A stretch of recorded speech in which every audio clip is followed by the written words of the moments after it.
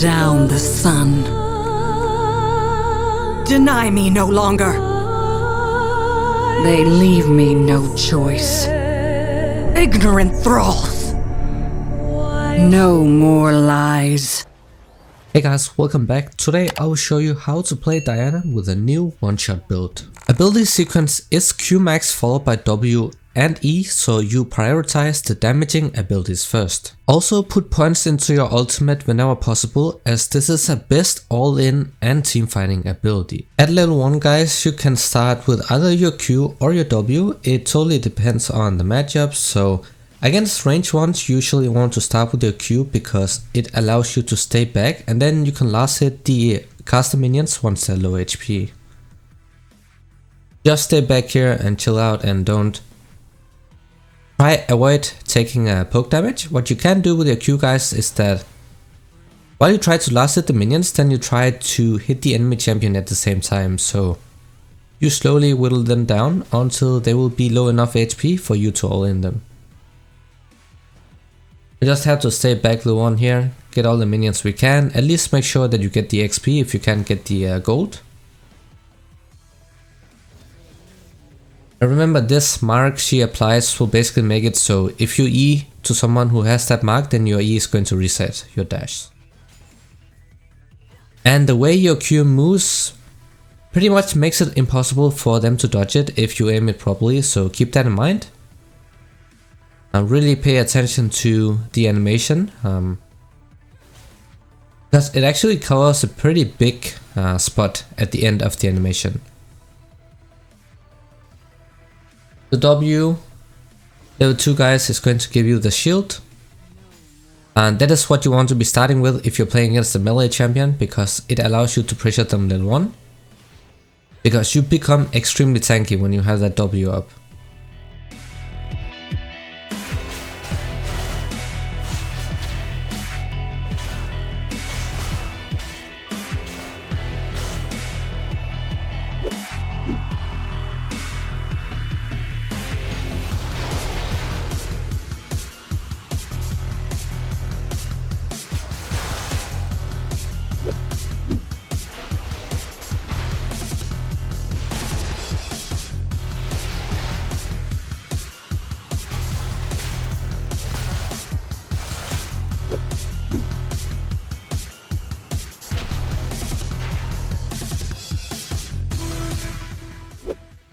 And especially if you combine it with the bone plating, then Diana can become really oppressive in the laning phase. So when you look for traits, you want to make sure that you have level 3 and then you try to play around the bone plating, so that is the rune in the result tree, because it makes you take reduced damage. Fight going on in the river. Okay, he used his W, so if we engage now, then he can't really get out again. Because his W has a pretty big cooldown. So this was pretty good right here guys, because we engaged with the bone plating, so now he is within kill range. We just have to be patient because he has exhaust. So normally you want to engage when you hit your Q first, but if you want to burst him down quick, then you can just go in with your E first. And a stack passive as well.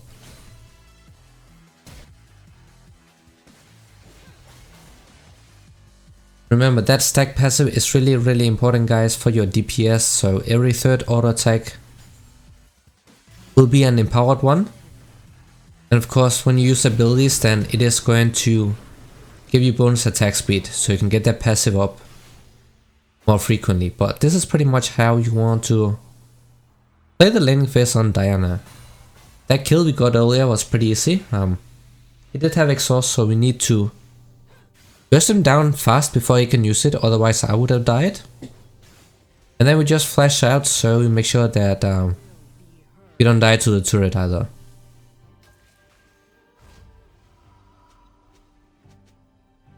Normally at this point when you base, you can get a Dark Seal, but we have enough gold so we can get the component towards the Night Harvester, so the Hextech Alternator. That really gives us a lot of extra burst damage, extra poke damage as well. Makes our all-ins a lot better, so it's very good to have on your first base.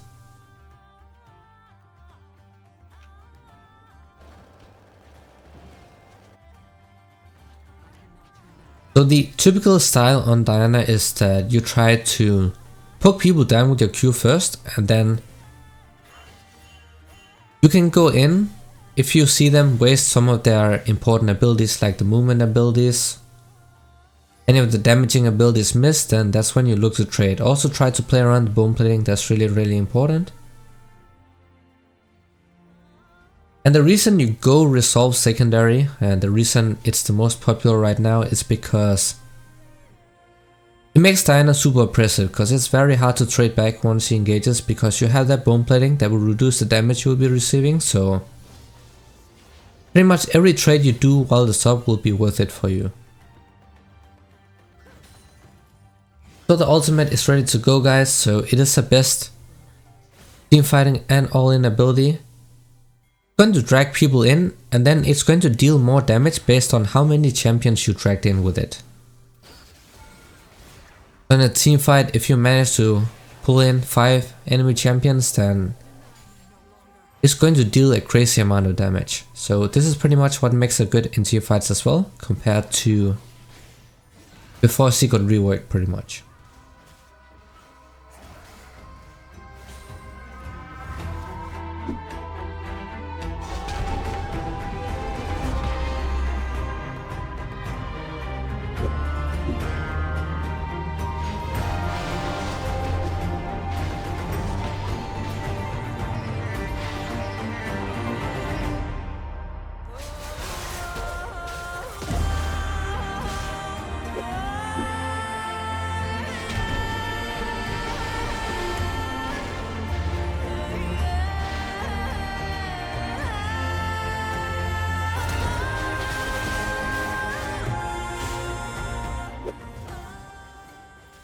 Do make sure that when you engage, then you do it while they have that Q mark on them, because otherwise your dash won't really reset. The only exception is if you can burst down the enemy champion fast enough, because when they see that Q mark on them, then they're just going to back off, right? So sometimes you can engage without it just to surprise them and really get that kill, but most of the time you want to make sure that that E is going to reset.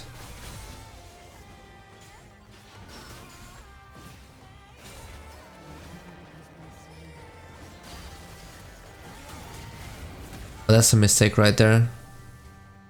So you can of course cancel dashes with your ultimate. I did mistime it right here by a little bit. If I did that, then he would have been dead. That's also a good thing to do, that if you can predict their dashing abilities, then you can use your ultimate to cancel that out as well.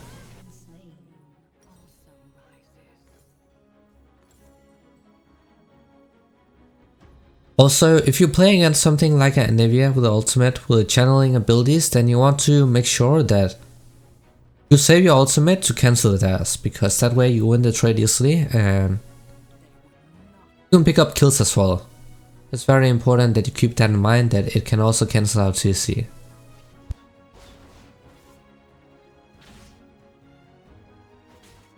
So this is a high elo game, so it's pretty much a stomp, 9 out of 10 games either side.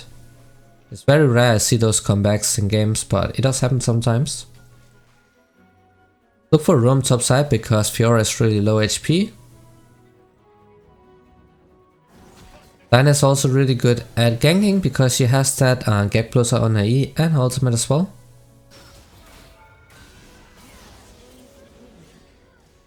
So I just wanted to burst her down really fast before she could react, so that's why I eat to the minion so I could close the distance and then I could get within Q range. I thought I could auto her, but she was a bit too far away and I did not want to take too many tower shots, and Kha'Zix is waiting around here, so I'm just going to take the other way around.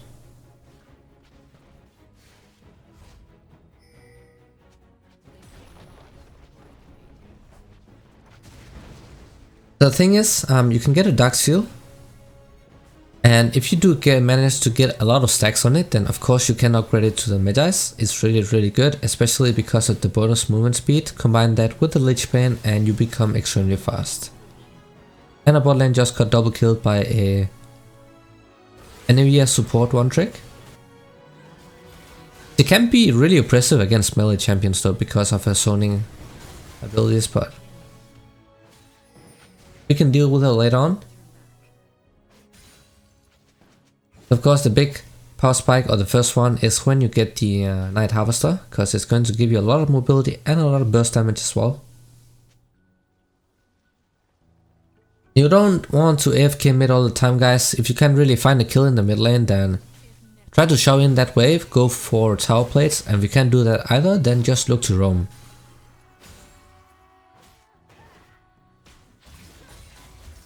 I could actually win for the kill right there, but Corki was coming with his package, so didn't want to risk giving anything away for free. We also lost that tower plate, that's a bit unfortunate. Because if we got that, that would mean we would have the Night Harvester.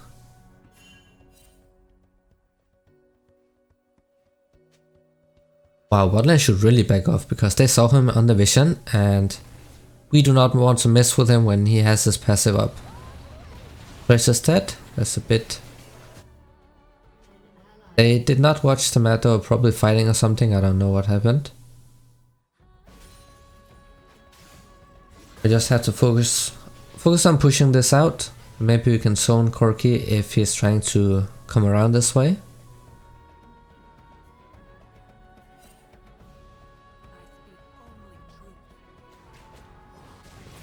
Trying to flank me. I can kill Kha'Zix though, he's really squishy. Get this, and it's a flash out.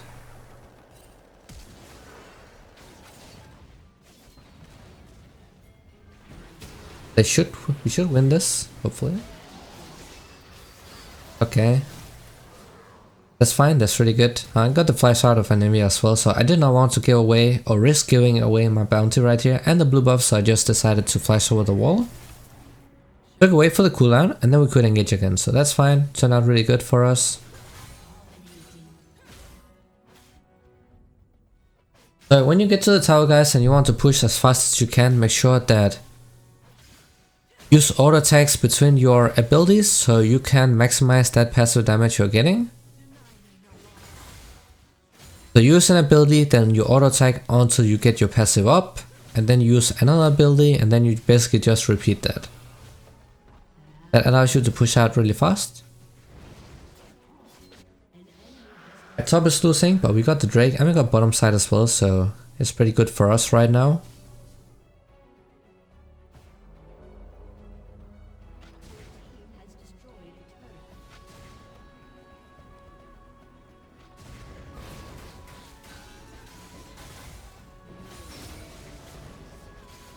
So at this point you can sell that refillable potion if you want to. You have enough sustain with the Ravenous Hunter, so you don't really need it anymore. So if you need that extra gold for a item, then just go ahead and sell it. So this is the big power spike. You want this item here because it gives you a lot of bonus movement speed and burst. Rocket Belt, you mainly use the active to gap close with, to get within range because of the bonus movement speed, so a lot of the burst damage will be lost with it. But Night Harvester really lets Diana become that one-shot champion once again. And of course it does reset on every new champion, so you can constantly keep that bonus or that passive up. So you actually become really mobile once you're in the middle of the enemy team, and that's really crucial for you to be able to reposition yourself and make sure that you don't get caught by incoming CC. You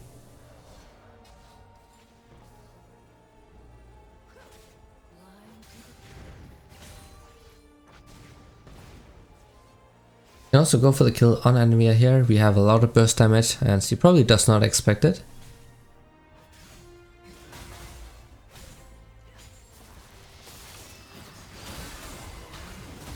Go. Oh, unfortunately with that hook, but I couldn't really do anything after that because I went in without my Q marking enemy, so I did not get it reset. Just keep in mind that if you go in with E first, then you have to be certain that get that kill for sure. And also keep in mind that you won't really be useful until your E is back up again. So if it's going to screw over your team, then don't do it.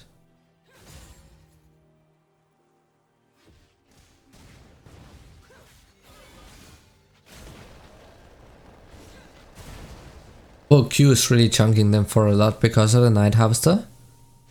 And we have max points in it as well, so now's the point where I start stealing a lot of damage, and it's really important because this is what you use to wave clear with, your Q and your W.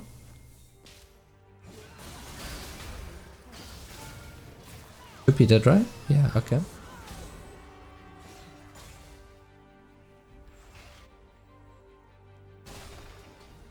That is that.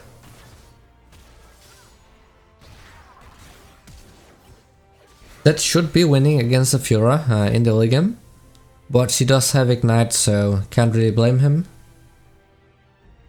He's going to outscale like times 1 million though, so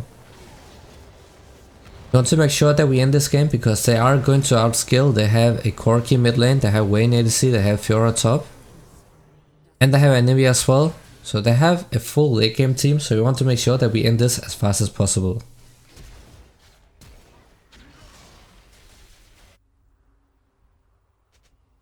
Fortunate she escaped bottom side.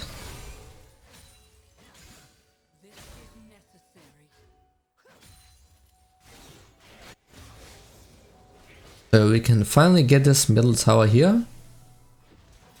Tier 2 is also down bottom side. That's great. Bot lane's doing well.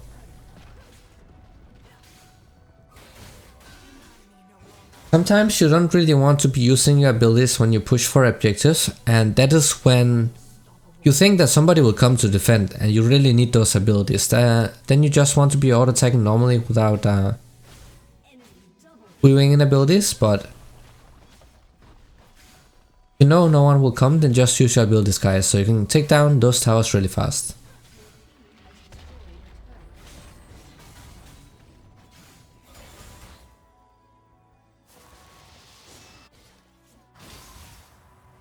Yes, farming. That sucks a bit for that team though, because one of their solo laners will be missing out in gold and the XP. But yeah, people do this even in high diamond.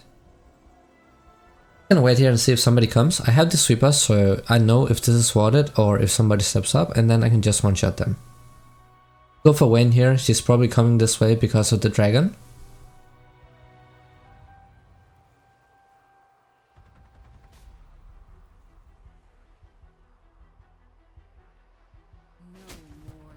Just gotta be patient, guys, and wait for them to walk within range of your Q. It is really important that you hit that Q against mobile champions like Vayne, because if you miss that, then she can easily turn it around, right? Because she's just going to kite you and you don't really have any mobility left, so be patient. Wait for them to, for example Vayne, you can wait for her to use her tumble before you throw out your Q. So almost died here as well. They have huge zone control with Anivia. It'll be very hard to show down her lane because she's just going to wave clear it pretty easily. But now we have the second big power spike with the Lich Bane, so this basically allows us to increase our burst damage by a ton, but it also makes our split pushing a lot better because we'll be able to take down the towers really fast. Especially when you combine it with the Lich Bane passive and our own passive as well, so that's a lot of burst on a very low cooldown. We're just gonna head to the side lane so we get some gold for ourselves, and we don't really want to share it with the others. We want the solo XP and gold, and Fiora is walking up here. Normally she can destroy us, guys, Fiora, if it was even. Even if she's behind, she can still win it. You have to be really careful and play around her W. Diana really struggles against split pushers like Fiora, Yasuo and Jax.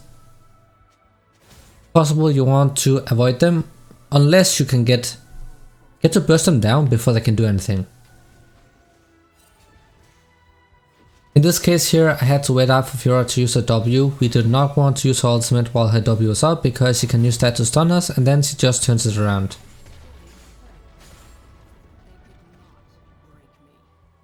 So once you take everything in the side lane, guys, you head into the enemy jungle, secure Vision control, and then you take away their camps.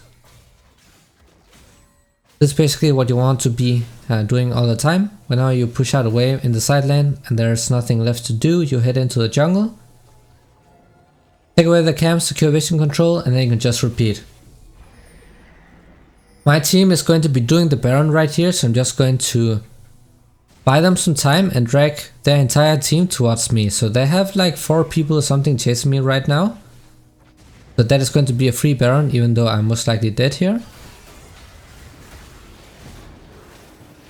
They're exhausted as well, but if I hit my Q on Kha'Zix, then I could have made it a 1-for-1. That would have been even better, but it doesn't really change anything because we got the Baron, so now we have the super minions we can use to break open the base. It is going to be really hard for Anivia to clear out the waves as well because of the super minions. So what we can do here is that we push out 2 waves at once. So I go bottom side, push out the bottom wave, and then they push out mid. So we have 2 waves crashing into the towers, and then we can look to end the game faster. We also have to remember to play around the soul. It is going to spawn in 1 minute and 40 seconds here, and we definitely want that because it has really great synergy with Diana's ultimate. So what it does is that it gives you bonus movement speed whenever you use your ultimate. It does have a cooldown, but Diana's ultimate has great synergy with it because it's not ultimate you keep spamming. You use it, you're patient with it, and use it when the opponents are overextending, right? So you get that extra bonus movement speed. You can use that to run away with after you bursted someone down, or you can use it to chase people and make sure they don't get away.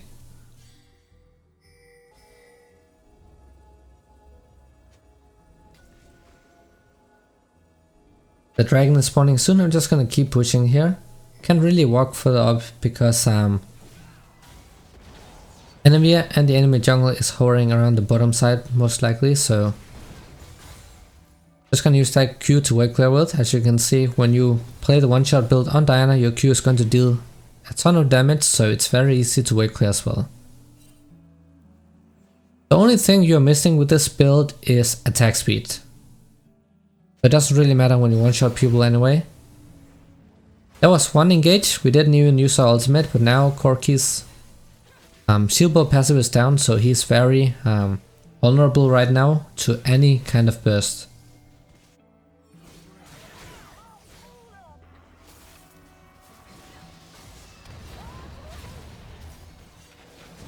That is some ridiculous slow, but as you can see, even though he's super far behind, he has a lot of damage.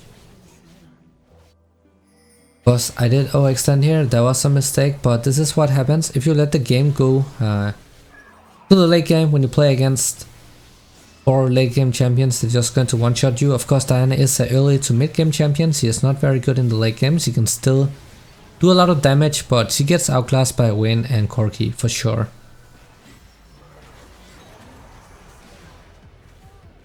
Alright, they got them, so that's fine. That should be the inhibitor, and then hopefully we are going to turn around and take that Dragon Soul, because then we get that extra bonus movement speed, which is very, very useful.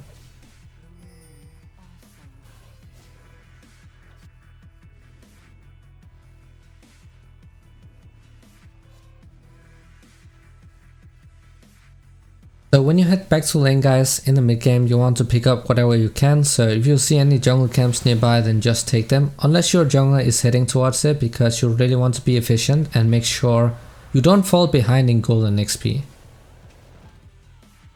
Because what I have noticed when people play assassins like a Fizz or a Diana is that they get very far behind in CS. Even though they know how to get kills, they don't stay up in CS, so they'll naturally end up falling behind. So you have to constantly focus on getting the farm as well, no matter how far ahead you are. Even though you have 8 kills right now, like me, then you still want to make sure that you pick up the gold from the waves. Because what happens if you don't farm right now is that bottom side inhibitor is down, so the enemy team will constantly get free farm from the bottom side. So If you just stay like this, then they will end up catching up, right? So you want to make sure that you pick up the farm and then you abuse the lead you have. So right now we have the inhibitor down in the bottom side, so we don't want to go bot anymore, we want to go mid, and now we take the inhibitor. Now 2 inhibs are down, so now we can go top. Not go to a lane where the inhibitor is down unless you can use that wave to end the game with, because you're just going to waste time. That wave will end up pushing naturally, so they're chasing the Fiora right now, so what I'm going to do is I'm going to flank and go all the way around. Because he's going to Q all the wall for sure, because Hecarim can't follow that, so that would be the smartest choice, and then we pick up.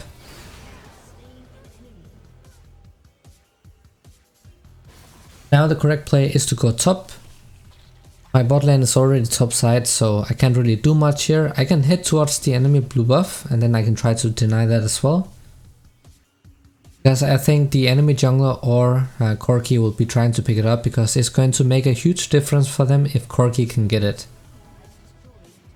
Because he can just spam the rockets, and he was going for it, so you can Q to the minion guys, and then you can Q E to Corki.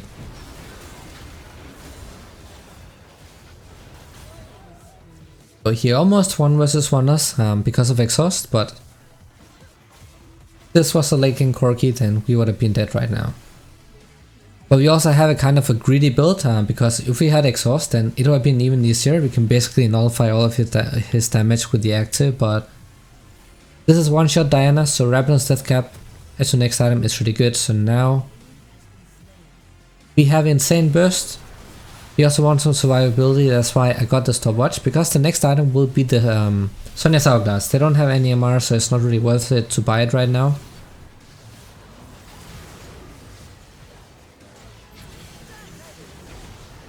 Oh wow, they're really greeting for that last kill.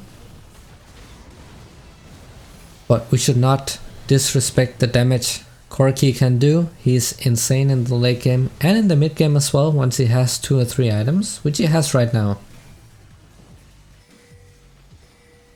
Time to take down Corki, and then we can look for the end. I just stacked up my passive on the towers, and then I went in with a E before I hit my Q, so he couldn't react to it. But this was the Dyna guide, so I hope this was useful. As always, thank you so much for watching, and see you guys in the next one.